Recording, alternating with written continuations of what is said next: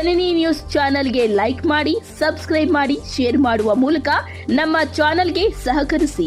ಹೆಚ್ಚಿನ ಮಾಹಿತಿಗಾಗಿ ಸಂಪರ್ಕಿಸಿ ಹರಿಚಿನ್ ನಗರ. ಇಲ್ಲಿ ರಾಜಾಜಿನಗರದಲ್ಲಿ ಇಷ್ಟು ಅಂತೇಳಿ ಸುಮಾರು 100 ಮರಗಳು ಬಿದ್ದಿದೆ. ಅಂದ್ರೆ ಅವೆಲ್ಲ ಹಳೆ ಮರಗಳು. ತುಂಬಾ ಆ 100 ಮರಗಳು ನೆಲೆಸೋದಕ್ಕೆ ಎಷ್ಟು ವರ್ಷ ಬೇಕು ನೀವೇ ಯೋಚನೆ ಮಾಡ್ಬೇಕಲ್ವಾ. ಸೊ ಈ ಒಂದು ನಿಟ್ಟಿನಲ್ಲಿ ನಾವೆಲ್ಲರೂ ಕೂಡ ಕೈ ಜೋಡಿಸೋಣ. ಇಂಥ ಒಂದು ಸಂಸ್ಥೆ, ಬೆಳಕು ಸಂಸ್ಥೆ ನಿಜವಾಗ್ಲೂ ನಾನಿವತ್ತು ಬರೋ ತರ ಇರ್ಲಿಲ್ಲ. ಮೇಡಮ್ ತುಂಬಾ ರಿಕ್ವೆಸ್ಟ್ ಮಾಡಿ ಅಂದ್ರೆ ತುಂಬಾನೇ ರಿಕ್ವೆಸ್ಟ್ ಮಾಡಿದ್ರು. ನಮ್ಮ ಇವರು ಪಾರ್ಥವರೆಲ್ಲ ಬಂದು, ಇಲ್ಲ ಸರ್ ನೀವು ಬರ್ಲೇಬೇಕು, ಒಂದು ಕಾರ್ಯಕ್ರಮ ಅನ್ಕೊಂಡಿದೀವಿ ಬರ್ಬೇಕು ಅಂತ. ಇವತ್ತು ಯಾರು ಮನೆಗೆ ಸ್ವಲ್ಪ ಗಣ್ಯರು ಬರ್ಬೇಕಂತ ನಮ್ಮ ಇವ್ರಿಗೂ ಹೇಳ್ತಾ ಇದ್ದೆ ನಾನು. ಸ್ವಲ್ಪ ನಾನು ಬರೋ ಡೌಟು ನೋಡ್ಬೇಕು ಅಂತ. ಅವ್ರೇನು ಬರ್ಲಿಲ್ಲ ಸದ್ಯ. ಹಾಗಾಗಿ ಪ್ರೋಗ್ರಾಮ್ ಚೇಂಜ್ ಆಯ್ತು. ಆಗ ನಾನು ಬರೋ ಅಂತ ಇದ್ದೆ. ಯಾಕೆಂದ್ರೆ ನನಗೆ ಇಲ್ಲಿ ಋಣ ಇತ್ತು, ಆ ಸಸಿ ನೆಡಬೇಕು ಅಂತ ಏನೋ ಬರ್ದಿತ್ತು ಅಂತ ಕಾಣಿಸುತ್ತೆ ನನ್ನ ಮನೆಯಲ್ಲಿ. ಹಾಗಾಗಿ ಒಂದು ಸಸಿ ನಡೆಸಕ್ಕಂತ ಒಂದು ಕೆಲಸ ನನ್ನಿಂದ ಆಯ್ತು ಅಂತ ನಾನು ಬಳಸ್ತೀನಿ. ಒಳ್ಳೆ ಪರಿಸರ ಎಷ್ಟೊಂದು ಚೆನ್ನಾಗಿದೆ ಅಂತ ನಿಜವಾಗ್ಲೂ ಯಾವ ಈ ಇದ್ರಗಳಲ್ಲಿ ಕಲ್ಯಾಣ ಮಂಟಪನೋ ಯಾವ ಛತ್ರಗಳಲ್ಲಿ ಮಾಡೋದಕ್ಕಿಂತ ಇಂಥ ಪರಿಸರದಲ್ಲಿ ಇಂಥ ಮಾಡ್ತಕ್ಕಂಥದ್ದು ನಿಜವಾಗ್ಲೂ ಎಷ್ಟು ಹೆಮ್ಮೆ. ಎಷ್ಟು ನೋಡಿ, ಎಷ್ಟು ಬಿಸಿಲಿದೆ, ಎಂತ ಸುಡು ಬಿಸಿಲು, ಬೇಸಿಗೆ ಅಂತೀವಿ. ಆದ್ರೂ ಕೂಡ ನೋಡಿ ಈ ಮರ ಇದ್ರಿಂದ ಈ ನೀರಿನ ವಾತಾವರಣ ಇರೋದ್ರಿಂದ, ಪಾಂಡ್ ಇರೋದ್ರಿಂದ, ಲೇಕ್ ಇರೋದ್ರಿಂದ ನಮ್ಗೆ ಅಷ್ಟು ಅನಿಸ್ತಾ ಇಲ್ಲ. ಅದು ಆ ಫೀಲ್ ಆಗ್ತಲ್ಲ. ಇದೊಂದು ಪ್ರಕೃತಿನ ನಾವೆಲ್ಲರೂ ಸೇರಿ ಉಳಿಸೋಣ, ಬೆಳೆಸೋಣ. ನಮ್ಮ ಮುಂದಿನ ಪೀಳಿಗೆಗೆ ಇದಕ್ಕೆ ಬೇಕಾಗ್ಲಿ, ಅವ್ರಿಗೊಂದು ಅವರು ಒಂದು ಬಳಿವಳಿಯಾಗಿ ನಾವು ಕೊಡೋಣ ಅಂತೇಳಿ ಆಶಿಸ್ತಾ ಈ ಒಂದು ಸಂಸ್ಥೆಗೆ ನಾನು ಎಲ್ಲರನ್ನು ಕರೆಸಿ, ಎಲ್ಲ ಮುಖ್ಯಸ್ಥರುಗಳು ಎಲ್ಲ ತಾವೆಲ್ಲ ಸೇರಿದೆ. ತುಂಬಾ ಅಚ್ಚುಕಟ್ಟಾಗಿ ಎಷ್ಟು ಚೆನ್ನಾಗಿ ಅವರು ಪರಿಸರದ ಬಗ್ಗೆ ನಮ್ಮ ಇವರು ಹಾಡನ್ನ ಹೇಳಿದ್ರು. ನಿಜವಾಗ್ಲೂ ಶ್ಲಾಘನೀಯ ಅಂತ ಹೇಳಕ್ ನಾನು ಇಷ್ಟಪಡ್ತೀನಿ. ಸಮಯದ ಅಭಾವ. ಎಲ್ಲರೂ ಕೂಡ ನಮ್ಮ ಇನ್ನೂ ಗಣ್ಯರು ದೇಶದಲ್ಲಿ ಇದನ್ನು ಆಚರಣೆ ಮಾಡಲಾಗುತ್ತದೆ. ಗುಡ್ ಡೀಡ್ಸ್ ಡೇ ಅಂದ್ರೆ ಒಳ್ಳೆಯ ಕಾರ್ಯಗಳ ದಿನ. ಅದನ್ನು ನಾವು ಪ್ರತಿ ವರ್ಷ ಆಚರಣೆ ಮಾಡ್ತೇವೆ. ಈ ಸಲ ನಾವು ಪರಿಸರದಲ್ಲಿ ಹೋಗಿ ಆ ದಿನ ಆಚರಣೆ ಮಾಡಿ ಗಿಡ ನೆಡುವ ಕಾರ್ಯವನ್ನು ಮಾಡ್ತಾ ಇದ್ದೀವಿ. ತಾವೆಲ್ಲರೂ ಬರಬೇಕು ಅಂತ ರಿಕ್ವೆಸ್ಟ್ ಮಾಡಿದ್ರು. ಅವ್ರ ಜೊತೆ ಮೊದಲಿಂದ ನಂಗೆ ಸಂಪರ್ಕ. ನಾನು ಬಂದು ಇಲ್ಲಿ 3 ವರ್ಷ ಆಯ್ತು KGF-ಗೆ. ಸುಮಾರು 2 ವರ್ಷಗಳ ಕಾಲ ನಾನು ಮಕ್ಕಳ ಕೋರ್ಟಿಗೆ ಹೋಗ್ತಿದ್ದೆ. ಮಕ್ಕಳ ಕೋರ್ಟ್ ಅಂದ್ರೆ ನಿಮ್ಗೆ ಗೊತ್ತಾಗೋದು, ಜುವೆನೈಲ್ ಜಸ್ಟಿಸ್ ಬೋರ್ಡ್ ಅಂತ ಹೇಳ್ತಾರೆ ಅದಕ್ಕೆ. ಮಕ್ಕಳ ಕೋರ್ಟ್ ಅಂದ್ರೆ ನಿಮ್ಗೆ ಗೊತ್ತಾಗುತ್ತೆ ಅಂತ ಹಂಗೆ ಇದೆ. ಅಲ್ಲಿ ಅವರು ಸದಸ್ಯರಾಗಿದ್ರು. ನಾನು ಅಲ್ಲಿ ನ್ಯಾಯಾಧೀಶರಂತೆ ಹೀಗೆ ಅಧ್ಯಕ್ಷರಂತೆ ಹೋಗಿದ್ದೆ. ಸುಮಾರು 2 ವರ್ಷಗಳ ಕಾಲ ಅವ್ರ ಜೊತೆ ಕೆಲಸ ಮಾಡಿದ್ದೀನಿ. ಹಂಗಾಗಿ ಅವಾಗಿಂದ ಅವ್ರ ಪರಿಚಯ. ಅವ್ರು ಯಾವಾಗ್ಲೂ ಹೇಳ್ತಿದ್ರು, ಸರ್ ನಮ್ದೊಂದು ಟ್ರಸ್ಟ್ ಇದೆ, ಬೆಳಕು ಟ್ರಸ್ಟ್. ಮತ್ತೆ ಆ ಟ್ರಸ್ಟ್ ನಿಂದ ನಾವು ತುಂಬಾ ಕಾರ್ಯಗಳನ್ನ ಹಮ್ಮಿಕೊಳ್ತಾ ಇರ್ತೇವೆ. ಬೇರೆ ಬೇರೆ ದಾನಗಳ ರೂಪದಲ್ಲಿ ಬೇರೆ ಒಳ್ಳೆ ಕಾರ್ಯಗಳನ್ನ ಹಮ್ಮಿಕೊಳ್ತಾ ಇರ್ತೇವೆ. ಮತ್ತೆ ತಾವು ದಯವಿಟ್ಟು ಬರ್ಬೇಕು ನಮ್ಮ ಕಾರ್ಯಕ್ರಮಕ್ಕೆ ಅಂತ ತುಂಬಾ ದಿನದಿಂದ ಹೇಳ್ತಾ ಇದ್ರು. ಬಹುಶಃ ಒಂದು ಪ್ರೋಗ್ರಾಮು ಏನೋ ಅವ್ರ ಜೊತೆ ಮಾಡಿದ್ದೇನೆ 2 ವರ್ಷದಲ್ಲಿ. ಅದು ಸಂಭ್ರಮ ಕಾಲೇಜಲ್ಲಿ, ನರ್ಸಿಂಗ್ ಕಾಲೇಜಲ್ಲಿ ಒಂದು ಕಾರ್ಯಕ್ರಮ ಅಟೆಂಡ್ ಆಗಿದೆ. ಅದು 2ನೇ ಸಲ ನನ್ ಟ್ರಾನ್ಸ್ಫರ್ ಆಗಿದೆ ಅಂತ ಗೊತ್ತಾದ್ಮೇಲೆ ಮೇಡಮ್ ಅವ್ರಿಗೆ, ನೀವು ಸಿಗೋದು ಮತ್ತೆ ಸಿಗಲ್ಲ ನಮ್ಗೆ ಇಲ್ಲಿ KGF ಅಲ್ಲಿ, ನೀವು ಬರ್ಲೇಬೇಕು. ಈ ಕಾರ್ಯಕ್ರಮ ನೀವು ಹೋಗಕ್ಕೆ ಮುಂಚೆನೆ ನಾವು ಇಟ್ಕೋತೀವಂತ ಹೇಳಿದ್ದಕ್ಕೆ ನಾವು ಎಲ್ಲರ ಜೊತೆಯಲ್ಲಿ ಬಂದು ಮಾಡ್ತೀವಂತ ಆಶ್ವಾಸನೆ ಕೊಟ್ಟು ಆಮೇಲೆ ಇವತ್ತು ನಿಮ್ ಮುಂದೆ ಬಂದಿದ್ದೀವಿ. ಪ್ರತಿಯೊಬ್ಬರಿಗೂ ಅದು ಬೇಕೇ ಬೇಕು. ಸೊ ನಮ್ಗೆ ನಮ್ಮ ಗೌರವಾನ್ವಿತ ಉಚ್ಚ ನ್ಯಾಯಾಲಯದ ನ್ಯಾಯಾಧೀಶರಾದಂತಹ ಶ್ರೀಶಾನಂದ ಸಾಹೇಬ್ರು ಹೀಗೆ ಒಂದು ಕಾರ್ಯಕ್ರಮದಲ್ಲಿ ನಮ್ಮೆಲ್ಲರ ಜೊತೆ ಮಾತಾಡ್ಬೇಕಾದ್ರೆ ಹೇಳ್ತಾ ಇದ್ರು, ಹುಟ್ಟಿದಬ್ಬದ ದಿನ ನಾವು ಅಲ್ಲಿ ಇಲ್ಲಿ ಹೋಗಿ ಸಮಯ ಹಾಳು ಮಾಡ್ತೀವಿ ಅಥವಾ ಏನೋ ಒಂದು ಕೊಡುಗೆಯಾಗಿ ನಾವು ಪರಿಸರಕ್ಕೆ ಕೊಡೋದಿಲ್ಲ. ಸೊ ಒಂದು ನಾವು ರೂಢಿ ಮಾಡ್ಕೋಬೇಕು. ಸೊ ಪ್ರತಿ ನಮ್ಮ ಒಂದು ಹುಟ್ಟುಹಬ್ಬ ಆಚರಿಸ್ಕೋಬೇಕಾದ್ರೆ ನಾವು ಪರಿಸರದಿಂದಲೇ ಶುರು ಮಾಡ್ಬೇಕು. ಆ ಒಂದು ದಿನ ನಿಮ್ಮ ಮನೆ ಸುತ್ತಮುತ್ತಲ ಎಷ್ಟು ಜಾಗ ಇರುತ್ತೋ ಆ ಜಾಗದಲ್ಲಿ ನೋಡ್ಕೊಂಡು ಪ್ರತಿ ಸಲ ಒಂದೊಂದು ಸಸಿ ನೆಡಿ. ಅದು ತುಂಬಾ ಒಳ್ಳೇದು. ಆ ಒಂದು ಅಭ್ಯಾಸನ ನೀವು ರೂಢಿ ಮಾಡ್ಕೋಬೇಕು ಅಂತ ಹೇಳಿದ್ರು. ಅದು ಆ ದಿನ ಹೇಳಿದ ಮಾತು ಇವತ್ತಿಗೂ ಅವ್ರು ಹೇಳಿದ ಕಡೆಯಿಂದ ಪ್ರತಿ ಹುಟ್ಟು ಹಬ್ಬದಲ್ಲೂ ನಂದಾಗ್ಲಿ ಅಥವಾ ನನ್ನ ಮಕ್ಕಳದಾಗ್ಲಿ, ಸೊ ನಮ್ಮ ಫ್ಯಾಮಿಲಿ ಮೆಂಬರ್ಸ್ ಯಾರದೇ ಆದ್ರೂ ನಾವು ಅದು ಮಾಡ್ತೀವಿ. ಬಟ್ ಈ ಸಲ ಇಲ್ಲಿ ಮಾಡ್ಲಿ ಒಂದು ಅವಕಾಶ ಸಿಕ್ತು, ಅದು ನನ್ಗೆ ಬಹಳ ಖುಷಿ ಆಗ್ತಾ ಇದೆ. ಸೊ ನೀವು ಕೂಡ, ಯಾಕಂದ್ರೆ ನಾವು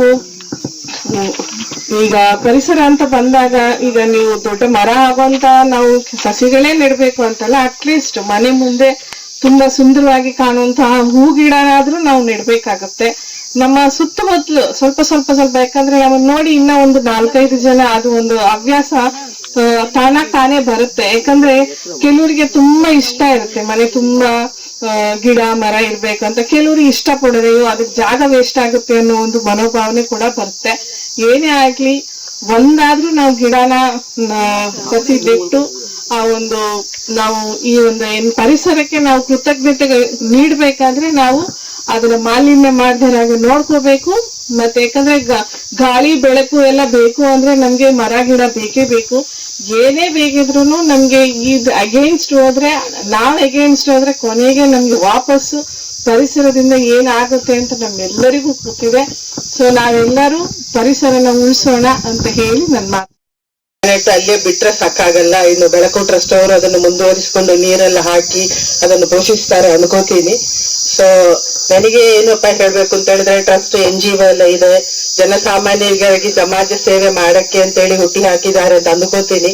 ಈಗಿನ ಲೈಫ್ ಅಲ್ಲಿ ಕಷ್ಟ ಸುಖಕ್ಕಿಂತ ಜಾಸ್ತಿ ಕಷ್ಟಗಳೇ ಜಾಸ್ತಿ ಇರುವಂತದ್ದು. Life is not so easy. So ಜನರಿಗೆ ಏನ್ ಅನ್ಕೋತಾರೆ, ನಮಗೆಲ್ಲ ಅಪಾರ್ಚುನಿಟೀಸ್ ಸ್ಪೂನ್ ಅಲ್ಲಿ ತಂದು ಯಾರಾದ್ರೂ ತಂದು ಕೊಡ್ತಾರೆ ಅಂತ ಆ ಒಂದು ಭ್ರಮೆಯಲ್ಲಿ ಇರ್ತಾರೆ. ಯಾವ ರೀತಿ ಪ್ರಾಬ್ಲಮ್ಸ್ ಅನ್ನು ರಿಸಾಲ್ವ್ ಮಾಡಬೇಕು ಗೊತ್ತಾಗಲ್ಲ. ಅದು ಹೆಚ್ಚು ಪ್ರಾಬ್ಲಮ್ಸ್ ಮಾಡ್ತಾ ಹೋಗ್ತಾರೆ. KGF ಅಲ್ಲಂತೂ ಕ್ರೈಮ್ ರೇಟ್ ತುಂಬಾ ಜಾಸ್ತಿ ಇದೆ. ಮೊನ್ನೆ ರೀಸೆಂಟ್ ಗಂಡ ಹೆಂಡತಿ ಜಗಳ, ಎಷ್ಟು ಜಗಳ ಅಂತ ಹೇಳಿದ್ರೆ ಆ ಒಂದು ಶಾರ್ಪ್ ಒಂದು ವೆಪನ್ ಇಂದ ಕತ್ತಿನ ಹೊರಗಡೆ ಹೋಗ್ಬೇಕಷ್ಟೇ, ಅಷ್ಟು ಕೊಚ್ಚಿದ್ದಾನೆ. So this is all problems.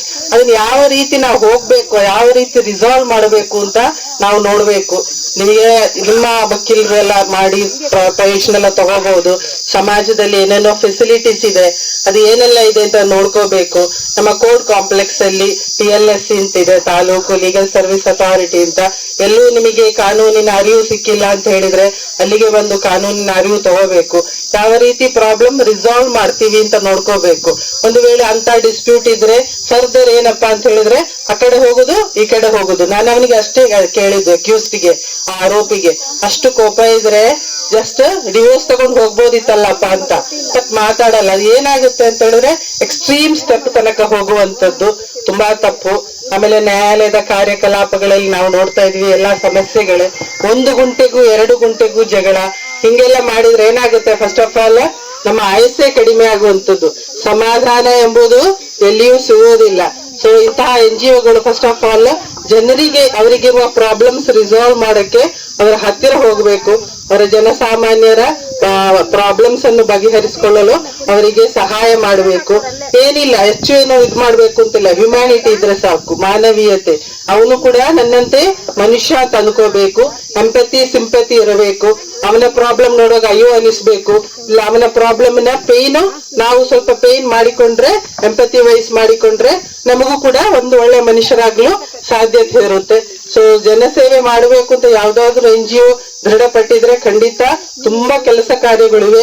1 ನಿಮಿಷ ಕೂಡ ಬಿಡದೆ ಅವರಿಗೆ ಕೆಲಸ ಮಾಡಬಹುದು. ಅಂತದ್ರಲ್ಲಿ ಖಂಡಿತ ಕೆಲಸವನ್ನು ಮಾಡಿ ಅಂತ ಹೇಳುತ್ತಾ ಈ ಒಂದು ಬೆಳಕು ಟ್ರಸ್ಟಿಗೆ ಶುಭ ಹಾರೈಸುತ್ತಾ ನನ್ನ ಎಷ್ಟು ಯಶಸ್ವಿಯತ್ತ ಸಾಗ್ತಾ ಇದೆ ಅಂತಂದ್ರೆ, ನ್ಯಾಯಾಲಯದ 4 ಜನ ನ್ಯಾಯಾಧೀಶರು ಒಂದೇ ಕಡೆ ಸೇರಿ ಈ ಒಂದು ಕಾರ್ಯಕ್ರಮದಲ್ಲಿ ಪಾಲ್ಗೊಂಡಿದ್ದಾರೆ ಅಂತಂದ್ರೆ ಅದು ಸಣ್ಣ ಕೆಲಸ ಅಲ್ಲ. ಕಾರಣ ಏನು ಅಂತಂದ್ರೆ, ಬೆಳಕು ಟ್ರಸ್ಟ್ ಒಳ್ಳೆ ಕೆಲಸವನ್ನ ಮಾಡ್ತಾ ಇದೆ. ಸಸಿ ನಡೆಯುವಂತ ಕಾರ್ಯಕ್ರಮವನ್ನ ಮಾಡ್ತಾ ಇದ್ದಾರೆ. ಈ ಒಂದು ಕಾರಣದಿಂದಲೇ ಎಲ್ಲಾ ನ್ಯಾಯಾಧೀಶರು ಈ ಕಾರ್ಯಕ್ರಮದಲ್ಲಿ ಪಾಲ್ಗೊಳ್ಳೋದಕ್ಕೆ ಒಪ್ಕೊಂಡ್ರು. ಇಂಥ ಕಾರ್ಯಕ್ರಮಗಳಲ್ಲಿ ನ್ಯಾಯಾಧೀಶರು ಪಾಲ್ಗೊಳ್ಳಲ್ಲ. ಹಾಗಾಗಿ ನಮ್ಮೆಲ್ಲರ ಅವರ ಒಂದು ಈ ಕಾರ್ಯಕ್ರಮದಲ್ಲಿ ಭಾಗವಹಿಸಿ ಕಾರ್ಯಕ್ರಮವನ್ನು ಯಶಸ್ವಿಗೊಳಿಸ್ತಾ ಇದ್ದಾರೆ. ಅವರಿಗೆ ನಮ್ಮೆಲ್ಲರ ಪರವಾಗಿ ಧನ್ಯವಾದಗಳನ್ನು ತಿಳಿಸ್ತಾ, ಈ ಕಾರ್ಯಕ್ರಮದಲ್ಲಿ ವಕೀಲರ ಸಂಘದ ಪರವಾಗಿ ನಾನು ಸಹ ನಮ್ಮ ಎಲ್ಲ ನ್ಯಾಯಾಧೀಶರಿಗೂ ಧನ್ಯವಾದಗಳನ್ನು ಅರ್ಪಿಸಿ ಈ ಒಂದು ಕಾರ್ಯಕ್ರಮ ಸಸಿ ನೆಡುವ ಕಾರ್ಯಕ್ರಮದಿಂದ ಪ್ರಾರಂಭ ಮಾಡಿದ್ದಾರೆ. ಸಸಿ ನೆಡುವುದು ಒಂದು ಕಾರ್ಯಕ್ರಮ. ಸಸಿ ಅಂದ್ರೆ ಏನು, ಮರ ಅಂದ್ರೆ ನಮ್ಗೆಲ್ಲರಿಗೂ ಗೊತ್ತಿದೆ. ಯಾಕೆಂದ್ರೆ ಪರಿಸರದ ವಿನಾಶದಿಂದ, ಪರಿಸರ ವ್ಯತ್ಯಾಸದಿಂದ ನಾವು ಇವತ್ತೆಲ್ಲ ಏನ್ ಅನುಭವಿಸ್ತಾ ಇದೀವಿ ಅಂದ್ರೆ ಅದಕ್ಕೆಲ್ಲ ಮೂಲ ಕಾರಣ ನಾವು ಈ ಕಾಡನ್ನು ನಾಶ ಮಾಡೋದ್ರಿಂದಲೇ. ಈಗ ಬಿಸಿಲು ಎಷ್ಟಿದೆ, ಬಿಸಿಲು ತಾಪ ಏನಂತ ನಾವೀಗ ಅನುಭವಿಸ್ತಾ ಇದೀವಿ, ಇದ್ರ ಕಾರಣ ಮರಗಳು ನಾಶ ಆಗಿರೋದ್ರಿಂದ. ಸೊ ಅದನ್ನ ನಾವು ಮತ್ತೆ ಬ್ಯಾಲೆನ್ಸ್ ಮಾಡಬೇಕು ಅಥವಾ ಅದನ್ನು ಸಮತೋಲನ ಮಾಡಬೇಕು ಅಂತಂದ್ರೆ ನಮಗೆ ಒಂದೇ ದಾರಿ ಇರೋದು, ನಾವು ಆದಷ್ಟು ಸಸಿಗಳನ್ನ ನೆಡಬೇಕು, ಮರಗಳನ್ನ ಬೆಳೆಸಬೇಕು, ಕಾಡನ್ನ ಉಳಿಸಬೇಕು. ಸೊ ಸಸಿ ನೆಡೋದಂದ್ರೆ ಸಸಿ ಬಿಟ್ಟೋದ್ರೆ ಆಗೋದಿಲ್ಲ. ಅದಕ್ಕೆ ನಾವು ಪೋಷಣೆ ಮಾಡಬೇಕು, ನೀರು ಹಾಕಿ ಬೆಳೆಸಿ ಒಂದು ಹಂತದ ತನಕ ಬೆಳೆಸಿದ್ರೆ ಮಾತ್ರ ರಕ್ಷಣೆ ಮಾಡಿದ್ರೆ ಅದು ಮರ ಆಗುತ್ತೆ, ನಂತರ ಕಾಡಾಗುತ್ತೆ. ಈಗ ನಮ್ಗೆಲ್ಲರಿಗೂ ಸಹ ಮರಗಳು ಬೇಕು, ಮರದ ನೆರಳುಗಳು ಬೇಕು. ಆದ್ರೆ ನಾವು ಯಾರು ಮರಗಳು ಮಾಡೋಷ್ಟು ಇಚ್ಛೆ ನಮಗಿಲ್ಲ. ಈಗ ನೋಡಿ ಎಲ್ಲಾ ಕಡೆನೂ ಅಷ್ಟೇನೆ, ನಾವ್ ಯಾವ್ದೋ ಒಂದು ವೆಹಿಕಲ್ ಇರ್ಬೋದು, ನಾವಿರ್ಬೋದು, ಮರದ ನೆರಳಲ್ಲಿ ಅಂತ ಹುಡ್ಕೊಂಡು ಹೋಗಿ ನಿಂತ್ಕೊಂತೀವಿ. ಆದ್ರೆ ನಾವ್ ಎಷ್ಟು ಮರ ಬೆಳೆಸಿದೀವಿ, ಎಷ್ಟು ಗಿಡ ನೆಟ್ಟಿದೀವಿ, ಎಷ್ಟು ಕಾಡು ಉಳಿಸಿದೀವಿ ಅನ್ನೋದಕ್ಕೆ ನಮ್ಮ ಹತ್ರ ಉತ್ತರಗಳಿಲ್ಲ. ಹಾಗಾಗಿ ಈ ಒಂದು ಪರಿಸರದ ಬಗ್ಗೆ ಈ ಒಂದು ಬೆಳಕು ಟ್ರಸ್ಟ್ ನಮಗೆಲ್ಲರಿಗೂ ಸಹ ಒಂದು ಏನು ನಮಗೆ ಒಂದು ಎಚ್ಚರಿಕೆ ಅಥವಾ ಒಂದು ಇದೇನು ಜಾಗೃತಿಯನ್ನ ಕೊಡ್ತಾ ಇದ್ದಾರೆ. ಈ ಒಂದು ಕಾರ್ಯಕ್ರಮ ಜೊತೆಗೆ ನಾವೆಲ್ಲರೂ ಸಹ ಕೈ ಜೋಡಿಸ್ಬೇಕು. ಹೇಗೆ ಅಂದ್ರೆ ಒಬ್ಬ ನಾಗರಿಕನಾಗಿ ಬದ್ಧತೆಯಿಂದ ಮತ್ತು ಜವಾಬ್ದಾರಿಯಿಂದ ಕೈ ಜೋಡಿಸ್ಬೇಕು. ನಾವು ಸಹ ಗಿಡಗಳು ಬಂದ್ವಿ, ನೆಟ್ವಿ, ಫೋಟೋ ತೆಗೆಸ್ಕೊಂಡ್ವಿ, ಹೋದ್ವಿ ಅಂತ ಆಗಬಾರದು. ಅದನ್ನ ನಾವು ಅಳವಡಿಸ್ಕೊಳ್ಬೇಕು. ಈಗ ನಮ್ಮ ಶಿವಕುಮಾರ್ ಸಾಹೇಬ್ರು ಹೇಳದಂಗೆ ಅದ್ರ ಮಹತ್ವ ನಮಗೆ ಅರ್ಥ ಆದಾಗ ಅಷ್ಟೇ ನಮಗೆ ಅದರದ್ದು ಗೊತ್ತಾಗುತ್ತೆ. ಹಾಗಾಗಿ ನಮ್ಮ ನಾಗರಿಕರಾಗಿ ನಮ್ಮೆಲ್ಲರ ಕರ್ತವ್ಯ ಈ ಒಂದು ಪರಿಸರ ಉಳಿಸ್ಬೇಕಂದ್ರೆ ನಾವು ಪ್ರತಿಯೊಂದು ಸಸಿಗಳನ್ನ ಉಳಿಸಬೇಕು. ಆ ಸಸಿಯಿಂದ ಈ ಪರಿಸರ ಸಮತೋಲನ ಆಗುತ್ತೆ. ಸೊ ಇದ್ರ ಬಗ್ಗೆ ಜಾಗೃತಿ ಮೂಡಿಸಿದಂತಹ ಈ ಬೆಳಕು ಟ್ರಸ್ಟ್ಗೆ ನಾವು ಎಲ್ಲರೂ ಸಹ ಒಂದು ಸಹಕಾರಿಯಾಗಿ ಬೆಂಬಲವನ್ನು ಕೊಡ್ತಾ ಅವ್ರ ಜೊತೆಯಲ್ಲಿ ನಾವು ಇರ್ತೀವಂತ ಹೇಳ್ತಾ ಈ ಒಂದು ಕಾರ್ಯಕ್ರಮದಲ್ಲಿ ಮೊನ್ನೆ ನಮ್ಮ ಜಡ್ ಸಾಹೇಬ್ರ ಜೊತೆಯಲ್ಲಿ ಈ ಒಂದು ಕಾರ್ಯಕ್ರಮ ಭಾಗವಹಿಸೋದಕ್ಕೆ ನಮಗೆ ಬಹಳ ಸಂತೋಷ. ನಮ್ಮ ಬಸವಣ್ಣನವರು ಅದು ಬಹಳ ಮುಖ್ಯವಾಗಿ. ಆನಂತರ ಅಂಬೇಡ್ಕರ್ ಸಂವಿಧಾನವನ್ನ ರಚನೆ ಮಾಡೋಕೆ ಸಮಾನತೆಯ ಸಾರವನ್ನ ಸಾರಿದವರು, ಎಲ್ಲವನ್ನ ಸೇರಿ ಒಂದೇ ಮಾತಲ್ಲಿ ಹೇಳಿದವರು, ಏನಾದರೂ ಆಗು ಮೊದಲು ಮಾನವನಾಗು ಅಂತ ಕುವೆಂಪು ಅವರು ಹೇಳಿದ್ರು. ಎಲ್ಲರ ಆಶಯಗಳು ಇವತ್ತು ಏನಾದರೂ ಆಗು ಮೊದಲು ಮಾನವನಾಗು ಅನ್ನುವಂತ ಆಶಯಗಳನ್ನ ಹೊಂದಿತ್ತು. ಗಿಡ ಅನ್ನುವಂಥದ್ದು ಇವತ್ತು ತುಂಬಾನೇ ನಮ್ಮನ್ನ ಕಾಡ್ತಾ ಇರುವಂತ ಪ್ರಶ್ನೆ ಆಗ್ತಾ ಇದೆ. ಬೆಳಕು ಟ್ರಸ್ಟ್ ಅವರು ಇಂಥ ಒಂದು ಪರಿಸರ ಜಾಗದಲ್ಲಿ ಈ ರೀತಿಯನ್ನು ಗಿಡ ನೆಡುವಂತ ಕಾರ್ಯಕ್ರಮವನ್ನ ರೂಪಿಸ್ತಾ ಇರೋದು. ಬೆಟ್ಟದ ಮೇಲೆ ನಮ್ಮ ಸ್ಕೌಟ್ ಬಾಬು ಅಂತವರು ಬೀಜಗಳನ್ನ ಉಂಡೆಗಳನ್ನ ಚೆಲ್ಲೋದ್ರ ಮೂಲಕ ಮಕ್ಕಳ ಮೂಲಕ ಗಿಡಗಳನ್ನ ಬೆಳೆಸೋದು, ಇವೆಲ್ಲವೂ ಸಹ ಜನಜಾಗೃತಿಯ ಕಾರ್ಯಕ್ರಮಗಳು ಆಗ್ತಾ ಇದೆ. ಒಂದು ಕಾರ್ಯಕ್ರಮನ ರೂಪಿಸೋದು ಬಹಳ ಕಷ್ಟ ಇದೆ. ಅಡುಗೆ ಮಾಡೋದು ತುಂಬಾ ಕಷ್ಟ. ಆದ್ರೆ ಊಟ ಮಾಡ್ಕೊಂಡು ಹೋಗೋರು ತುಂಬಾ ಚೆನ್ನಾಗಿತ್ತು ಅಂದ್ರೆ ಅದಕ್ಕಿಂತ ಸಂತೋಷ ತಾಯಿಗೆ ಯಾವುದೂ ಇರಲ್ಲ. ಆ ತರ ಕಾರ್ಯ ನಮ್ಮ ಬೆಳಕು ಟ್ರಸ್ಟ್ ನ ಅಧ್ಯಕ್ಷರು ಮಾಡಿದ್ದಾರೆ. ನಿಜವಾಗ್ಲೂ ಈ ತರ ಕಾರ್ಯಕ್ರಮಗಳನ್ನ ಮಾಡೋದ್ರ ಮೂಲಕ ನಾವು ಇದರ ಒಂದು ವಿಸ್ತಾರತೆಯ ಕಾರ್ಯಕ್ರಮಗಳನ್ನ ರೂಪಿಸಬೇಕಾಗಿದೆ. ತುಂಬಾ ದಿನಗಳ ಹಿಂದೆ ಒಂದು ಜಾಹೀರಾತು ಬರ್ತಾ ಇತ್ತು. ಇಬ್ರು ಇಂಗ್ಲಿಷ್ ಅವ್ರು ಬರ್ತಾರೆ ಭಾರತಕ್ಕೆ. ತುಂಬಾ ಹಚ್ಚ ಹಸಿರಾದ ಒಂದು ಪರಿಸರ ಇರ್ತದೆ. ಅವ್ರಿಗೆ ನೀರ್ ದಾಹ ಆಗುತ್ತೆ. ಅಲ್ಲಿ ಬಾವಿ ಇರುತ್ತೆ. ಬಾವಿ ಹತ್ರ ಹಗ್ಗ ಮತ್ತು ಬಕೆಟ್ ಇದ್ದೇ ಇರ್ತದೆ. ನೀರ್ ಕುಡಿಯೋಣ ಅಂತ ಹೇಳಿ ಅವರು ಅದನ್ನ ಬಿಡ್ತಾರೆ, ಬಾವಿಗೆ ಸೇದ್ತಾರೆ. ಸೇದದ ಒಳಗಡೆ ಕೋಕೋ ಕೋಲಾ ಇರ್ತದೆ. ಇದು ಆಡ್. ಭಾರತಕ್ಕೆ ಈ ಪರಿಸ್ಥಿತಿ ಬಂದಿದೆ. ಹೇಗೆ ಅಂದ್ರೆ ನೀರು ಕುಡಿಯೋ ಜಾಗದಲ್ಲಿ ಕೋಕೋ ಕೋಲಾ, ಪೆಪ್ಸಿ ಇಟ್ಟು ನಮ್ಮನ್ನ ಸಾಯಿಸ್ತಾ ಇದ್ದಾರೆ. ಅದು ವಿಷ ಅಂತ ಗೊತ್ತಿದ್ರು ಯುವ ಪರಂಪರೆ ಅದನ್ನ ನಿಜವಾಗ್ಲೂ ಸಹ ಸ್ವೀಕರಿಸೋದ್ರ ಮೂಲಕ ಅನಾರೋಗ್ಯಕ್ಕೆ ಒಳಗಾಗ್ತಾ ಇದ್ದಾರೆ. ಅದರ ಬಾಟಲ್ಗಳು ಸಹ ಸೇರಿ ನಾನು ಹೇಳ್ತಾ ಇರೋದು. ಇವತ್ತು ಮೇಡಮ್ ಅವರು ಇದನ್ನ ಕೊಟ್ಟರು ನೋಡಿ. ಇದು ಪ್ಲಾಸ್ಟಿಕ್, ಒಳಗಡೆ ನಮ್ಮ ರೋಸ್ ಹೂವು. ಈ ಪ್ಲಾಸ್ಟಿಕ್ ಅನ್ನುವಂತ ಇಂಗ್ಲಿಷ್, ಕನ್ನಡ ಅನ್ನುವಂತ ಈ ಹೂವನ್ನ ತಿಂದಾಕ್ತಾ ಇದ್ದೀವಿ. ಇದು ಗಮನಿಸಿ ನೋಡಿ. ಇದು ಪ್ಲಾಸ್ಟಿಕ್ ಇಂಗ್ಲಿಷ್, ಇದು ಕನ್ನಡ. ಒಳಗಡೆ ಸೇರ್ಕೊಂಡ್ಬಿಟ್ಟಿದೆ ಕನ್ನಡ, ಇಂಗ್ಲಿಷ್ ಮೆರಿತಾ ಇದೆ. ಆದ್ರೆ ನಿಜವಾಗ್ಲೂ ಸಂತೋಷ ಆದಿದ್ದೇನು ಅಂದ್ರೆ ಇಂತಹ ಮಹನೀಯರೆಲ್ಲ ಕನ್ನಡದಲ್ಲಿ ಮಾತಾಡಿ ಕನ್ನಡದಲ್ಲಿ ಸಂದೇಶವನ್ನ ಕೊಟ್ಟರು. ರಾಜಗೋಪಾಲ್ ಅವರು ನಮ್ಮ ಆತ್ಮೀಯರು, ವಕೀಲರ ಸಂಘದ ಅಧ್ಯಕ್ಷ ಆಗಿದ್ದು ನಮ್ಗೆ ಪ್ರೀತಿಯ ಒಂದು ಸಂಕೇತ. ಯಾಕಂದ್ರೆ ನಾವೆಲ್ಲ KGF ಅವರು ಮೇಡಮ್ ಅವರು, ನಾವೆಲ್ಲ ಸಹ KGF ಅವರು ಬನ್ನಿ ನೀವು ಈ ಕಡೆ ಅಂದ್ರು. ತುಂಬಾ ಸಂತೋಷ ಮೇಡಮ್. ಅಂದ್ರೆ ನಮ್ದೊಂದು ಅಂಬೇಡ್ಕರ್ ಅವ್ರದ್ದು ಶಿಬಿರ ಇತ್ತು, ಅದರಿಂದ ಮುಗಿಸ್ಕೊಂಡ್ ಬಂದಿದ್ದು ತಡ ಆಯ್ತು. ಏನಾದ್ರೂ ಆಗ್ಲಿ ಮೊದಲು ಮಾನವನಾಗು ಮತ್ತು ಕನ್ನಡಿಗನಾಗು ಅಂತ ಹೇಳ್ತಾ ನಾನು ಮಾತನ್ನ ಮುಗಿಸ್ತೀನಿ. ಹೇಳ್ತಾರೆ ವಿಶ್ವೇಶ್ವರಯ್ಯ ಅವ್ರಿಗೆ, ಇಲ್ಲಿ ಯಾವ್ದು ಡ್ಯಾಮ್ ಬೇಡವಾ ಅಂತ. ಅದಕ್ಕೆ ವಿಶ್ವೇಶ್ವರಯ್ಯ ಹೇಳ್ತಾರೆ, ಇಲ್ಲಿ ಯಾಕೆ ಬೇಕು ಡ್ಯಾಮ್? ಇಲ್ಲೆಲ್ಲ ಸರಣಿ ಕೆರೆಗಳು, ಚಿಕ್ಕ ಕೆರೆ ತುಂಬಿ ದೊಡ್ಡ ಕೆರೆ ಹರ್ಕೊಂಡೋಗಿ ಅದೆಲ್ಲ ನದಿ ಸೇರ್ಕೊಂಡು ಹೋಗ್ತದೆ, ಇಲ್ಲಿಗೆ ಬೇಕಾಗಿಲ್ಲ ಅಂತ ಹೇಳ್ತಾರೆ. 1972ರಲ್ಲಿ ನಮ್ಮ ಕರ್ನಾಟಕ ಗೆಜೆಟಿಯರ್ ನೋಡಿದಾಗ ಸುಮಾರು 37,000 ಕೆರೆಗಳು ನಮ್ಮ ಇಡೀ ರಾಜ್ಯದಲ್ಲಿ ಇತ್ತು. ನಮ್ಮ ಕೋಲಾರದಲ್ಲೇ ಸುಮಾರು 9,000 ಕೆರೆಗಳಿತ್ತು.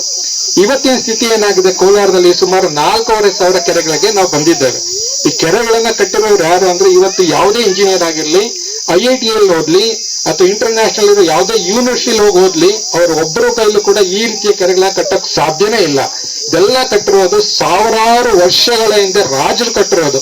ಸೋಮವಾರ ಒಂದು ಕುಟುಂಬದ ಕೂಲಿ ಕಾರ್ಮಿಕ ಬರ್ತಾ ಇದ್ದ, ಮಂಗಳವಾರ ಒಂದು ಕುಟುಂಬದವ್ರು ಬರೋನು, ಬುಧವಾರ ಒಂದು ಕುಟುಂಬದವ್ರು ಬರೋನು, ಗುರುವಾರ ಒಂದು ಕುಟುಂಬದವ್ರು ಬರೋನು, ಹಾಗೆ ಬಂದು ಕೆರೆಗಳನ್ನ ಕಟ್ಟಿ ನಿರ್ಮಾಣ ಮಾಡೋದು. ಈ ಕೆರೆಗಳಿಗೆಲ್ಲೂ ಕೂಡ ಸಿಮೆಂಟ್ ಹಾಕಿಲ್ಲ. ಗಾರಗಳನ್ನ ಹಾಕಿ ಕಟ್ಟೆಗಳನ್ನ ಕಟ್ತಾ ಇದ್ರು. ನೀವು ಕೆರೆ ಏರಿಯೋದು ಇದು ಹಾವಿನ ರೀತಿಯಲ್ಲಿ ಇರುತ್ತೆ. ಯಾಕೆ ನೇರವಾಗಿ ಕಟ್ಟಿದ್ರೆ ಕೆರೆ ಫೋರ್ಸ್ ಬಂದಾಗ ಆ ಕಟ್ಟೆ ಹೊಡೆದೋಗಿ ಜನಗಳಿಗೆ ಅಪಾಯ ಆಗ್ತಿತ್ತು ಅನ್ನೋ ಕಾರಣಕ್ಕೋಸ್ಕರ ಅವರು ಅವಾಗ್ಲೇನೆ ಗಾರೆಗಳನ್ನ ಬಳಸಿ ಹಾವಿನ ರೀತಿಯಲ್ಲಿ ಕೆರೆಗಳನ್ನ ಕಟ್ತಾ ಬಂದ್ರು. ನಮ್ಮ ರಾಜ್ಯದ ಮೊಟ್ಟ ಮೊದಲ ಕೆರೆ ಚಿತ್ರದುರ್ಗದಲ್ಲಿ ಚಂದ್ರಗುತ್ತಿನಲ್ಲಿ ಕಾಣಿಸುತ್ತೆ. ಅದು 4ನೇ ಶತಮಾನ ಕಟ್ಟಿದ್ದು. ಇವಾಗ್ಲೂ ಕೂಡ ನಾವು ನೋಡ್ಬೋದು. ಈಗಲೂ ಅತ್ಯುತ್ತಮವಾಗಿದೆ ಕೆರೆ, ನೀರ್ ಸಿಗುತ್ತೆ. 2ನೇ ಕೆರೆ ಕಲಂಬ್ರ ಕಾಲದಲ್ಲಿ ಮಯೂರವರ್ಮ ಕಟ್ಟಿದ್ದು. ಅದನ್ನು ನಾವು ಬನವಾಸಿಲಿ ನೋಡ್ಬೋದು, ಅದನ್ನು ನಾವು ನೋಡ್ಬೋದು. ಇನ್ನು ನಮ್ಮ 15ನೇ ಶತಮಾನದಲ್ಲಿ ನೋಡಿದ್ರೆ ಹಲವಾರು ಕೆರೆಗಳಿಗೆ ಮೂಢನಂಬಿಕೆಗಳ ಪ್ರಕಾರ ಆಗಿದ್ದಂತ ಗೌಡ್ರು ಪಟೇಲ್ರು ಕೆರೆಗಳಲ್ಲಿ ನೀರು ತುಂಬಬೇಕು, ಕೆರೆಗೆ ಹಾರ ಅನ್ನೋ ಒಂದು ಅತ್ಯುತ್ತಮ ನಾಟಕ ಇದೆ, ಜನಪದ ಇದೆ. ಸೊಸೆಂದಿರನ್ನ ಬಲಿ ಕೊಟ್ಟಿದ್ದಾರೆ. ಅಲ್ಲಿರೋ ತಾಯಂದಿರು ಸ್ವಯಂ ಸ್ಫೂರ್ತಿಯಾಗಿ ಕೆರೆಗಳಿಗೆ ಹಾರಿ ನಮ್ಮ ಊರಿನ ಕೆರೆ ತುಂಬಾ ಚೆನ್ನಾಗಿರ್ಬೇಕು ಅಂತದ. ಇವತ್ತು ಈ ಕೆರೆ ಇದೆ ಅಂದ್ರೆ ಇದಕ್ಕೆ ಎಷ್ಟೋ ತಾಯಂದಿರು ಬಲಿಯಾಗಿರುತ್ತೆ, ನಮ್ಗೆ ಅದ್ರ ಇತಿಹಾಸ ಗೊತ್ತಿರಲ್ಲ. ಈ ಕೆರೆ ಇದೆ ಆದ್ರೆ ನಮ್ಮ ರಾಜ್ಯದಲ್ಲಿ ಸೊ ಬಹಳ ಸಂತೋಷ ಆಗುತ್ತೆ. ಅವರು ಮೊನ್ನೆ ಸರ್ ನಾನು ಫೋನ್ ಮಾಡಿದೆ, ರಾತ್ರಿ 9 ಗಂಟೆಲಿ ಫೋನ್ ಮಾಡಿದೆ. JCB ಜೊತೆ ಇಲ್ಲೆಲ್ಲ ಕಾಡಲ್ಲಿದ್ರು. ಸೊ ಅವ್ರು ನೋಡಿದ್ರೆ ಬಹಳ ಖುಷಿ ಅನ್ಸುತ್ತೆ ಒಂದ್ಸಲ. ಮತ್ತೆ ಮೊನ್ನೆ ನನ್ನ ಕರೆದ್ರು, ಸರ್ ಆ ಸಾಹೇಬ್ರನ್ನೆಲ್ಲ ಮೀಟ್ ಮಾಡ್ಬೇಕು ಬನ್ನಿ ಅಂತ. ನಾನು ಶಿವಕುಮಾರ್ ಸರ್ ಹತ್ರ ಹೋದೆ. ಶಿವಕುಮಾರ್ ಸರ್ ಅವರು ಮೊದಲನೇ ಸಲ ರಿಜೆಕ್ಟ್ ಮಾಡಿದ್ರು. ಆಗೋದಿಲ್ಲಪ್ಪ, ಅವತ್ತು ನಾನು ಬರೋದಿಲ್ಲ, ಭಾನುವಾರ ದಿವಸ ನಾನು ಬರೋದಿಲ್ಲ ಅಂತ ಹೇಳ್ಬಿಟ್ಟಿದ್ರು. ಸೊ ಇವತ್ತು ಅವ್ರು ನೋಡಿದ ತಕ್ಷಣ ನನಗೆ ಬಹಳ ಖುಷಿ ಆಯ್ತು. ಯಾಕಂದ್ರೆ ಅವತ್ತು ಬರಕ್ ಆಗಲ್ಲ ಅಂದ್ರೆ ಇವತ್ತು ನಮ್ ಜೊತೆ ಇದ್ದಾರೆ ಅಂತಂದ್ರೆ ಒಂದು ದೊಡ್ಡ ಸಾಧನೆ ಅಂತ ಅನ್ಕೊಂಡಿದೀನಿ. ಹಾಗೇನೆ ರಂಗಸಮ್ಮಣ್ಣವ್ರನ್ನ ಭೇಟಿ ಮಾಡಿದ್ವಿ, ಸಾರ್ ಅವ್ರನ್ನ ಗೌಡ್ರನ್ನ ಭೇಟಿ ಮಾಡಿದ್ವಿ, ಸೊ ತಹಸೀಲ್ದಾರ್ನು ಕೂಡ ಭೇಟಿ ಮಾಡಿದ್ವಿ. ಸೊ ಇವ್ರನ್ನೆಲ್ಲ ಭೇಟಿ ಮಾಡಿದಾಗ, ಅವ್ರ ಜೊತೆ ಹೋಗಿ ಭೇಟಿ ಮಾಡಿದಾಗ ನನ್ಗೂ ಒಂಥರ ಬಹಳ ಖುಷಿ ಅನ್ನಿಸ್ತು. ಯಾಕಂತಂದ್ರೆ ಒಂದು ಒಳ್ಳೆ ಕೆಲಸ ಮಾಡಕ್ ಹೋದಾಗ ಅಂತವ್ರಿಗೆ ಬೆಂಬಲ ಕೊಡೋದೈತಲ್ಲ, ಅದು ಬಹಳ ದೊಡ್ಡ ಕೆಲಸ. ಯಾಕಂದ್ರೆ ಎಲ್ಲರೂ ಬೆಂಬಲ ಕೊಡಕ್ಕೆ ಬರೋದಿಲ್ಲ. ಇವತ್ತು ಯಾರಾದ್ರೂ ಕರೆದ್ರೆ ಯಾವ ಹೋಗಿ ಅಂತ ಇಲ್ಲಿ ಹಲವಾರು ಸ್ನೇಹಿತರು ಹೇಳಿದ್ರು, ನಾವು ಕ್ಲೈಮೇಟ್ ಚೇಂಜ್ ಬಗ್ಗೆ ಕೆಲಸ ಮಾಡ್ತಾ ಇದ್ದೇವೆ ಅಂತ. ಇವತ್ತು ವಿಶ್ವಸಂಸ್ಥೆ ಸುಮಾರು 195 ದೇಶಗಳಿಗೆ ಅನುದಾನವನ್ನು ಕೋಟ್ಯಾಂತರ ರೂಪಾಯಿ ಕೊಡ್ತಾ ಇದೆ. ಸಾಫ್ಟ್ವೇರ್ ಕಂಪನಿಗಳು ಕೂಡ CSR ಅನ್ನೋ ಒಂದು ಫೌಂಡೇಶನ್ ಗಳನ್ನ ಮಾಡಿಕೊಂಡು ಕೋಟ್ಯಾಂತರ ರೂಪಾಯಿಗಳನ್ನ ಸ್ಥಳೀಯ ಮಟ್ಟದಲ್ಲಿ ಕೊಡ್ತಾ ಇದ್ದಾರೆ. ಇವತ್ತು 115 ದೇಶಗಳಲ್ಲಿ ಈ ಒಂದು ಗುಡ್ ಡೀಡ್, ಉತ್ತಮ ದಯಾದಿನ ಅಂತ ಹೇಳ್ತಾರಲ್ವಾ, ಇದು ಆಗ್ಲೇ ಸರ್ ಹೇಳಿದ್ರು, ಭಾರತಕ್ಕೆ ದಯೆ ಅನ್ನೋದು ಮೊದಲಿಂದ ಬಂದಿದೆ ಅಂತ. ಈ ಭೂಮಿ ಇಡೀ ವಿಶ್ವದಲ್ಲಿ ರಚನೆಯಾಗಿ 460 ಕೋಟಿ ವರ್ಷಗಳಾಗಿದೆ. ನಾವ್ ಯಾರು ಕೂಡ ಈ ಭೂಮಿಯಲ್ಲಿ ಬಂದಿದ್ದ 5,000ರಿಂದ 10,000 ವರ್ಷಗಳು. ನಮಗಿಂದ ಪೂರ್ವಿಕರು ಪ್ರಾಣಿಗಳು, ಗಿಡ ಮರಗಳು, ಪಕ್ಷಿಗಳು. ನಾನ್ ಬೆಳಗ್ಗೆ ಇಲ್ಲಿಂದ ಬಂದು ಇಲ್ಲಿರೋ ಪಕ್ಷಿಗಳನ್ನೆಲ್ಲ ನೋಡಿದೆ. ಸುಮಾರು 47 ಪ್ರಭೇದದ ಪಕ್ಷಿಗಳನ್ನ ನಾನು ಗುರುತಿದ್ದೆ ಇಲ್ಲಿದೆ ಅಂತ. ಈ 460 ಕೋಟಿ ವರ್ಷಗಳಲ್ಲಿ 1890ರವರೆಗೆ ಭೂಮಿಯ ತಾಪಮಾನ ಕೇವಲ 1.5 ಡಿಗ್ರಿ. ಅಂದ್ರೆ ಏನನ್ನ ನಾವು ಕ್ಲೈಮೇಟ್ ಚೇಂಜ್ ಅಂತ ಕರಿತೀವಿ ಅಂದ್ರೆ, ಸೂರ್ಯನಿಗೂ ಮತ್ತು ಭೂಮಿ ಈ ಗ್ರಹದ ನಡುವೆ ಇರೋ ಅಂತರ ಇತ್ತಲ್ವಾ, 460 ಕೋಟಿ ವರ್ಷಗಳಿಂದ 1.5 ಡಿಗ್ರಿ ಅಂದ್ರೆ 15 ಡಿಗ್ರಿ ಅಷ್ಟೇ ಇದ್ದಿದ್ದು.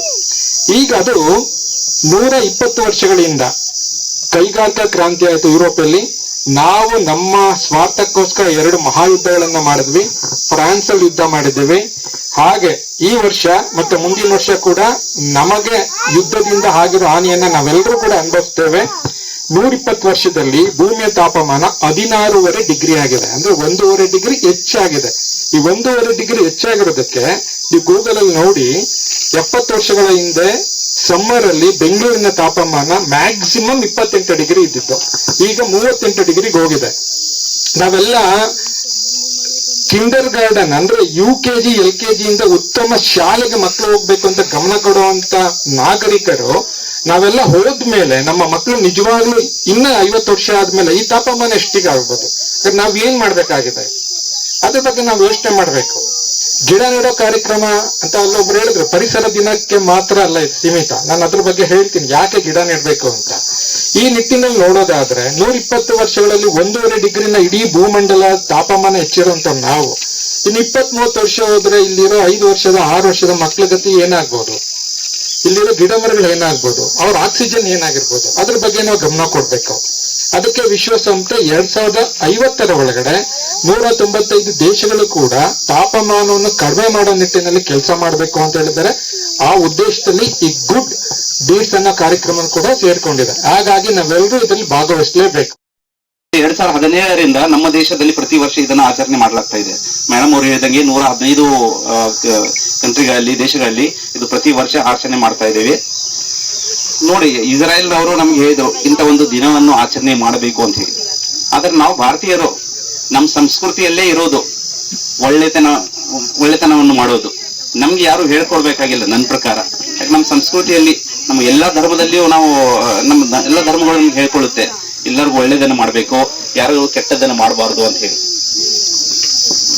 ಅದಕ್ಕೆ ಹಿಂದೂ ಧರ್ಮದಲ್ಲಿ ಹೇಳ್ತಾರೆ ಒಳ್ಳೆಯದನ್ನ ಮಾಡಿದರೆ ಮುಂದೆ ಸ್ವರ್ಗ ಪ್ರಾಪ್ತಿಯಾಗುತ್ತದೆ ಅಂತ ಹೇಳ್ತಾರೆ. ಪುನರ್ಜನ್ಮದ ಬಗ್ಗೆ ಹೇಳ್ತಾರೆ ಹಿಂದೂ ಧರ್ಮದಲ್ಲಿ. ಈ ಜನ್ಮದಲ್ಲಿ ಒಳ್ಳೆ ಕೆಲಸಗಳನ್ನು ಮಾಡಿದರೆ ಮುಂದಿನ ಜನ್ಮದಲ್ಲಿ ಒಳ್ಳೇದಾಗುತ್ತೆ ನಿಮ್ಗೆ ಅಂತ ಹೇಳ್ತಾರೆ. ಅದೇ ರೀತಿ ಮುಸ್ಲಿಂ ಧರ್ಮದಲ್ಲಿ ಅಷ್ಟೇ, ಒಳ್ಳೇದನ್ನು ಮಾಡಬೇಕು, ಒಳ್ಳೇದನ್ನು ಮಾಡಿದರೆ ನಿಮ್ಗೆಲ್ಲ ಪುಣ್ಯ ಸಿಗುತ್ತೆ, ನಿಮ್ಗೆ ಸ್ವರ್ಗ ಪ್ರಾಪ್ತಿ ಆಗುತ್ತದೆ ಅಂತ ಹೇಳಿ. ನಾನು ಒಬ್ಬ ಮುಸ್ಲಿಮ. ನಮ್ಮ ಮುಸ್ಲಿಂ ಧರ್ಮದಲ್ಲಿ ರಂಜಾನ್ ತಿಂಗಳಲ್ಲಿ ತುಂಬಾ ಒಳ್ಳೆ ಕಾರ್ಯಗಳನ್ನು ಮಾಡ್ತಾರೆ, ಡೊನೇಷನ್ ಕೊಡ್ತಾರೆ, ಬೇರೆ ಬೇರೆ ಎಲ್ಲ ಹಸಿವರಿಗೆ ಊಟ ಹಾಕ್ತಾರೆ, ತುಂಬಾ ಕೆಲಸಗಳನ್ನು ಮಾಡ್ತಾರೆ. ಅದು ನಮ್ಮ ಸಂಸ್ಕೃತಿಯಲ್ಲಿ ಇರೋದು, ನಮ್ಗೆ ಯಾರು ಹೇಳ್ಕೊಡ್ಬೇಕಾಗಿಲ್ಲ. ಆದ್ರೂ ಈ ಕಾಲ ಹೆಂಗ್ ಬಂದಿದೆ ನೋಡಿ, ಈ ದಿನವನ್ನು ನಾವು ಬೇರೆಯವ್ರಿಗೆ ಈ ತರ ಮಾಡ್ಬೇಕಂತ ಹೇಳಲಿಕ್ಕೆ ಒಂದು ಕಾರ್ಯಕ್ರಮ ಹಮ್ಮಿಕೊಳ್ಬೇಕಾಗಿದೆ. ಯಾಕೆ ಇರ್ಬೋದು ಅಂತಂದ್ರೆ, ಕಲಿಯುಗ ತಮ್ಗೆಲ್ಲರಿಗೂ ಇರುತ್ತೆ. ಇವಾಗ ಮನುಷ್ಯ ತುಂಬಾ ಸ್ವಾರ್ಥಿ. ಯಾರಿಗೆ ಬೇರೆಯವ್ರಿಗೆ ಹೆಲ್ಪ್ ಮಾಡ್ಬೇಕಂತಂದ್ರೆ ನನ್ಗೇನು ಅದರಲ್ಲಿ ಸ್ವಾರ್ಥ, ನನಗೇನು ಫಾಯ್ದೆ ಇದೆ ಅದೆಲ್ಲ ನೋಡ್ತಾನೆ. ಎಷ್ಟೋ ನೀವೆಲ್ಲ ಟಿವಿಯಲ್ಲಿ ನೋಡ್ತಿರ್ತಾರೆ, ಅಡ್ವರ್ಟೈಸ್ಮೆಂಟ್ಸ್ ಎಲ್ಲ ನೋಡ್ತಿರ್ತೀರಾ. ಎಷ್ಟೋ ಜನ ನಿಮ್ಗೆ ಈ ಬಹುಮಾನ ಸಿಗುತ್ತೆ, ಆ ಬಹುಮಾನ ಸಿಗುತ್ತೆ, ಫ್ರೀ ಆಗಿ ಸಿಗುತ್ತೆ ಅಂತ ಹೇಳ್ತಾರೆ. ಅವಾಗ ನಾವು ಅರ್ಥ ಮಾಡ್ಕೋಬೇಕು, ಯಾರು ನಮ್ಗೆ ಪುಕ್ಕಟೆಯಾಗಿ ಯಾರು ಕೊಡಲ್ಲ. ನಮ್ಮಿಂದ ಅವರು ಒಳ್ಳೆ ಆದಾಯ ಮಾಡ್ಕೋತಾರೆ. ಅದರಿಂದ ಸ್ವಲ್ಪ ನಮ್ಗೆ ಏನೋ ಅದರಲ್ಲಿ ಬಹುಮಾನ ಅಂತ ಹೇಳಿ ನಾವು ಖುಷಿ ಆಗ್ತೇವೆ ಅಂತ ನಮ್ ಸಾವಿರಾರು ಕೋಟಿ ಗಟ್ಟಲೆ ಜನರಿಂದ ವಸೂಲಿ ಮಾಡ್ತಾರೆ, ಅವರು ಆದಾಯ ಮಾಡ್ಕೋತಾರೆ. ಅದರಲ್ಲಿ ಒಂದು ಏನೋ 10, 20, 100 ಜನರಿಗೆ ಏನೋ ಬಹುಮಾನ ಕೊಡ್ತಾರೆ, ಅದಕ್ಕೆ ಖುಷಿ ಆಗುತ್ತೆ. ಅದಕ್ಕಾಗಿ ನಾವು ತಿಳ್ಕೊಬೇಕು, ಯಾರು ಈ ಯುಗದಲ್ಲಿ ಯಾರು ಸುಮ್ಮನೆ ಯಾರು ಹೆಲ್ಪ್ ಮಾಡಲ್ಲ. ಆದ್ರೆ ನಮ್ಮ ಸಂಸ್ಕೃತಿಯನ್ನು ನಾವು ಎಲ್ಲ ಮರಿತಾ ಇದ್ದೀವಿ. ಒಳ್ಳೆ ಕೆಲಸಗಳನ್ನ ಮಾಡೋದು ನಮ್ ಕರ್ತವ್ಯ ಅಂತ ಹೇಳ್ಬಹುದು. ಅದರಿಂದ ನಮ್ಗೆ ಎಷ್ಟು ಅವರ ನೋವೇನು, ನಾನಿವತ್ತು ನ್ಯಾಯಾಧೀಶನ, ಜಿಲ್ಲಾ ನ್ಯಾಯಾಧೀಶನ ಮುಂದೆ ನಿಂತಿರ್ಬೋದು, ಆದ್ರೆ ಕೂಡ ಪ್ರತಿಯೊಂದು ರೈತರ ಕೆಲಸನ ನಾನು ಮಾಡಿದ್ದೇನೆ. ನಾನು ಜಮೀನಿಗೆ ಹೋಯ್ತು, ಗದ್ದೆ ಭತ್ತದ ಜಮೀನಿಗೆ ಹೋಯ್ತು ಅಂತಂದ್ರೆ ನಾನು LLB ಮಾಡ್ಬೇಕಾದ್ರೂ ಅಷ್ಟೇ, ಲಾಯರ್ ಅದಕ್ಕಿಂತ ಮುಂಚೆನೂ ಅಷ್ಟೇ. ನನ್ನ ಗದ್ದೆ ಜಮೀನಿಗೆ ಹೋಗ್ಬಿಟ್ರೆ ಅದು ನಮ್ಗೆಲ್ಲ ಇದು ಬಾಬು ಬಡಂಗಿರಿ ನೀರು ಇದ್ರದ್ದು ಅದೆಲ್ಲ ಬರ್ತಾ ಇತ್ತು. ಭೀಮ್ನಾಡಿ ಈಗೆಲ್ಲ ಹೆಬ್ಬೆ ಫಾಲ್ಸ್ ಅಂತೀನಿ, ಅದೆಲ್ಲ ಅಬ್ಬೆ ಫಾಲ್ಸ್ ವಾಟರ್ ನಮ್ಗೆಲ್ಲ ಬರ್ತಾ ಇದ್ದು ಜಮೀನಿಗೆ. ಬೆಳಗ್ಗೆ ಹೋದ್ರೆ ಟಿಫನ್ ಮಾಡ್ಕೊಂಡು ಟೈಮ್ ಆಗಿದ್ ನೀರ್ ಹಾಯಿಸ್ಕೊಂಡು ನೋಡ್ಕೊಂಡು ಇದೆಲ್ಲ ನೋಡ್ಕೊಂಡ್ ಬರುತ್ತೆ. ಜಮೀನ್ ಕಡೆ ಹೋದ್ರೆ ಮನೆ ಕಡೆ ಬರೋಕೆ ಮನ್ಸಾಗ್ತಿರ್ಲಿಲ್ಲ. 3 ಗಂಟೆ ಆದ್ರೂ ನಾನು ಅಲ್ಲೇ ಇರ್ತೇನೆ. ನಮ್ಮ ತಾಯಿಯವರು ಉಳ್ಕೊಂಬರು, ಯಾಕೋ ಊಟಕ್ಕೆ ಬರ್ಲಿಲ್ಲ, ಅವನು ಎಲ್ಲೋ ಏನ್ ಮಾಡ್ತಿದ್ದಾನೆ ಅಂತೇಳಿ ಬರೋರು. ಸೊ ಆ ಒಂದು ನಿಟ್ಟಿನಲ್ಲಿ ಪ್ರತಿಯೊಂದು ಕೂಡ ನಾನು ಹೇಳೋದಿಷ್ಟೇನೆ, ಸಸಿಗಳನ್ನ ಬೆಳೆಸಿ, ಮರಗಳನ್ನ ಬೆಳೆಸಿ, ಅದರಿಂದ ಆಗ್ತಕ್ಕಂಥದ್ದು ಎಷ್ಟು ನಾವು ಈಗ ಮನೆಯಲ್ಲಿ ಯಾವ ಸಾಕು ಪ್ರಾಣಿಗಳು, ದನ ಕರುಗಳನ್ನ ನಾವು ಸಾಕ್ತಿವೋ, ಅದಕ್ಕಿಂತ ಮಕ್ಕಳನ್ನ ಎಷ್ಟು ಸಾಕ್ತಿವೋ, ಅದೇ ರೀತಿಯ ಒಂದು ಗಿಡ ಮರಗಳನ್ನ, ಪರಿಸರವನ್ನ ಪ್ರೀತಿಸಿದ ನಾವು ಹೇಳ್ಬಾರ್ದು ಪರಿಸರ ಪ್ರೇಮಿಯಪ್ಪ, ನಾವು ಪರಿಸರ ಪ್ರೇಮಿ ಆದ್ರೆ ಸಾಲದು, ನಾವು ಪರಿಸರ ಆರಾಧಕರಾಗ್ಬೇಕು. ಪರಿಸರ ಆರಾಧಕರಾದ್ರೆ ಪ್ರತಿಯೊಂದು ಕೂಡ ಎಲ್ಲದೂ ಕೂಡ ಅದರಿಂದ ನಮಗೆ ಸಿಗ್ತಕ್ಕಂಥದ್ದು ಸಮೃದ್ಧಿ. ಭೂಮಿ ತಾಯಿ ನಿಮ್ಗೆಲ್ಲ ಪ್ರಕೃತಿ ಎಷ್ಟೆಲ್ಲ ನಮಗೆ ಕೊಡು ಮಾಡಿದೆ, ಅದನ್ನೆಲ್ಲ ನಾವು ಸರ್ವನಾಶ ಮಾಡಿ ಏನೇನೋ ಅಭಿವೃದ್ಧಿ ಹೆಸರಿನಲ್ಲಿ ಏನೇನೋ ಮಾಡ್ತಾ ಇದೀವಿ.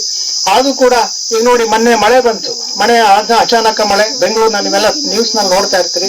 ಅಲ್ಲಿ 22 ಮಿಲಿಮೀಟರ್, ಇಲ್ಲಿ ಶಿವಾಜಿನಗರ, ಇಲ್ಲಿ ರಾಜಾಜಿನಗರದಲ್ಲಿ ಇಷ್ಟು ಅಂತೇಳಿ ಸುಮಾರು 100 ಮರಗಳು ಬಿದ್ದಿದೆ. ಅಂದ್ರೆ ಅವೆಲ್ಲ ಹಳೆ ಮರಗಳು. ತುಂಬಾ ಆ 100 ಮರಗಳು ನೆಲೆಸೋದಕ್ಕೆ ಎಷ್ಟು ವರ್ಷ ಬೇಕು, ನೀವೇ ಯೋಚನೆ ಮಾಡ್ಬೇಕಲ್ವಾ. ಸೊ ಈ ಒಂದು ನಿಟ್ಟಿನಲ್ಲಿ ನಾವೆಲ್ಲರೂ ಕೂಡ ಕೈ ಜೋಡಿಸೋಣ. ಇಂಥ ಒಂದು ಸಂಸ್ಥೆ, ಬೆಳಕು ಸಂಸ್ಥೆ ನಿಜವಾಗ್ಲೂ ನಾನಿವತ್ತು ಬರೋ ತರ ಇರ್ಲಿಲ್ಲ.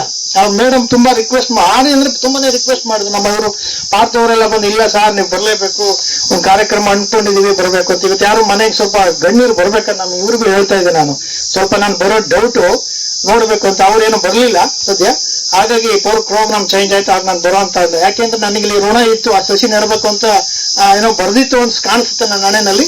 ಹಾಗಾಗಿ ಒಂದು ಸಸಿ ನಡೆಸಕ್ಕಂತ ಒಂದು ಕೆಲಸ ನನ್ನಿಂದ ಆಯ್ತು ಅಂತ ನಾನು ಬಳಸ್ತೀನಿ. ಒಳ್ಳೆ ಪರಿಸರ ಎಷ್ಟೊಂದು ಚೆನ್ನಾಗಿದೆ ಅಂತ ನಿಜವಾಗ್ಲೂ ಯಾವ ಈ ಇದ್ರಗಳಲ್ಲಿ ಕಲ್ಯಾಣ ಮಂಟಪನೋ ಯಾವ ಛತ್ರಗಳಲ್ಲಿ ಮಾಡೋದಕ್ಕಿಂತ ಇಂಥ ಪರಿಸರದಲ್ಲಿ ಇಂಥ ಮಾಡ್ತಕ್ಕಂಥದ್ದು ನಿಜವಾಗ್ಲೂ ಎಷ್ಟು ಹೆಮ್ಮೆ. ಎಷ್ಟು ನೋಡಿ, ಎಷ್ಟು ಬಿಸಿಲಿದೆ, ಎಂತ ಸುಡು ಬಿಸಿಲು, ಬೇಸಿಗೆ ಅಂತೀವಿ. ಆದ್ರೂ ಕೂಡ ನೋಡಿ, ಈ ಮರ ಇದ್ರಿಂದ ಈ ಒಂದು ಈ ನೀರಿನ ವಾತಾವರಣ ಇರೋದ್ರಿಂದ, ಪಾಂಡ್ ಇರೋದ್ರಿಂದ, ಲೇಕ್ ಇರೋದ್ರಿಂದ ನಮ್ಗೆ ಅಷ್ಟು ಅನಿಸ್ತಾ ಇಲ್ಲ, ಅದು ಆ ಫೀಲ್ ಆಗ್ತಲ್ಲ. ಇದೊಂದು ಪ್ರಕೃತಿನ ನಾವೆಲ್ಲರೂ ಸೇರಿ ಉಳಿಸೋಣ, ಬೆಳೆಸೋಣ. ನಮ್ಮ ಮುಂದಿನ ಪೀಳಿಗೆಗೆ ಇದಕ್ಕೆ ಬೇಕಾಗ್ಲಿ ಅವ್ರಿಗೊಂದು ಈಗ ಅವರು ಒಂದು ಬಳಿವಳಿಯಾಗಿ ನಾವು ಕೊಡೋಣ ಅಂತೇಳಿ ಆಶಿಸ್ತಾ ಈ ಒಂದು ಸಂಸ್ಥೆಗೆ ನಾನು ಎಲ್ಲರನ್ನು ಕರೆಸಿ ಎಲ್ಲ ಮುಖ್ಯಸ್ಥರುಗಳು ಎಲ್ಲ ತಾವೆಲ್ಲ ಸೇರಿದೆ ತುಂಬಾ ಅಚ್ಚುಕಟ್ಟಾಗಿ ಎಷ್ಟು ಚೆನ್ನಾಗಿ ಅವರು ಪರಿಸರದ ಬಗ್ಗೆ ನಮ್ಮ ಇವರು ಹಾಡನ್ನ ಹೇಳಿದ್ರು. ನಿಜವಾಗ್ಲೂ ಶ್ಲಾಘನೀಯ ಅಂತ ಹೇಳಕ್ ನಾನು ಇಷ್ಟಪಡ್ತೀನಿ. ಸಮಯದ ಅಭಾವ, ಎಲ್ಲರೂ ಕೂಡ ನಮ್ಮ ಇನ್ನೂ ಗಣ್ಯ ಇಲ್ಲಿ ಬರಕ್ ಮುಂಚೆ 1 ವರ್ಷ ಆಯ್ತು ಇಲ್ಲಿ KGF ಒಂದು ಜಿಲ್ಲಾ ನ್ಯಾಯಾಧೀಶರಾಗಿ. ಅದಕ್ಕೆ ಮುಂಚೆ ನಾನು ಬೆಂಗಳೂರು ಸಿಟಿ ಸಿವಿಲ್ ಕೋರ್ಟ್ ಅಲ್ಲಿಂದಕ್ಕೆ ಕರ್ನಾಟಕ ಲೋಕಾಯುಕ್ತದಲ್ಲಿ ನಾನು ಕೆಲಸ ಮಾಡ್ತಾ ಇದ್ದೆ.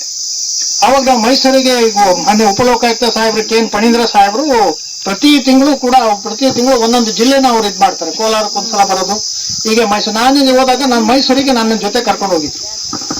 ಅಲ್ಲಿ ಫಂಕ್ಷನ್ ಮಾಡುವಾಗ ಅಲ್ಲಿ ಒಂದು ಪ್ಲಾಂಟ್ ಕೊಟ್ಟಿದ್ರು. ಆ ಪ್ಲಾಂಟ್ ಇದನ್ನ ಮಾಡಿದಾಗ ನೀವೆಲ್ಲ ಕೊಟ್ರಲ್ಲ ಈ ತರ ಅದನ್ನ ತಗೊಂಡ್ಬಂದು ಇಟ್ಕೊಂಡು ಇದನ್ನು ಮಾಡ್ಕೊಂಡು ಎಷ್ಟು ಚೆನ್ನಾಗಿ ಬೆಳೆದಿದೆ. ಇನ್ನು 3 ವರ್ಷ ಆದ್ರೂ ಅದಷ್ಟೇ ಚೆನ್ನಾಗಿದೆ, ಅಷ್ಟು ಖುಷಿ ಆಗತ್ತೆ ಅದ್ ನೋಡಿದ್ರೆ ಅಂತ ಹೇಳ್ಬಿಟ್ಟು ಅವ್ರಿಗೆ ಒಂದು ಉದಾಹರಣೆ ಕೊಟ್ಟೆ. ನೀವು ಈ ಆಹಾರಗಳ ಹಾಕೋದು, ಇದನ್ನ ಕೊಡೋದಂಥದ್ದು ಅದೆಲ್ಲ ವೇಸ್ಟ್ ಆಗಂಥದ್ದು ದಯವಿಟ್ಟು ಬೇಡ, ಮಾಡಕ್ ಹೋಗ್ಬೇಡ. ತಗೊಂಡು ಎಲ್ಲೋ ಹಾಕ್ತಿವಿ, ಅದನ್ನ 4 ದಿವಸ ಬಿಟ್ಬಿಟ್ಟು ಆ ಮುನ್ಸಿಪಾಲ್ಟಿ ತಿಪ್ಪೆಗೆ ಹಾಕ್ತಿವಿ, ವೇಸ್ಟ್ ಆಗುತ್ತೆ. ಅದೇ ನೀವು ಪ್ಲಾಂಟ್ಸ್ ಕೊಟ್ರೆ ಅಷ್ಟು ಗೌರವವಾಗಿ ನಾವು ಮಕ್ಕಳ ತರ ಅದನ್ನ ಸಾಕ್ತಿವಿ, ಮನೇಲಿ ಇಟ್ಕೋತೀವಿ, ನೀರ್ ಹಾಕ್ತಿವಿ, ನಾವು ಊಟ ಮಾಡ್ತೀವಲ್ಲ. ಅದಕ್ಕೆ ನೋಡಿದ್ರೆ ಮನೇಲಿ ನೀವು ಹೋದಾಗ ಎಷ್ಟೇ ನೀವು ಕಷ್ಟಗಳಿದ್ದಾಗ ಹೊರಗಡೆ ಎಷ್ಟು ದುಡಿತೀವಿ, ಮನೇಲಿ ಬಂದಾಗ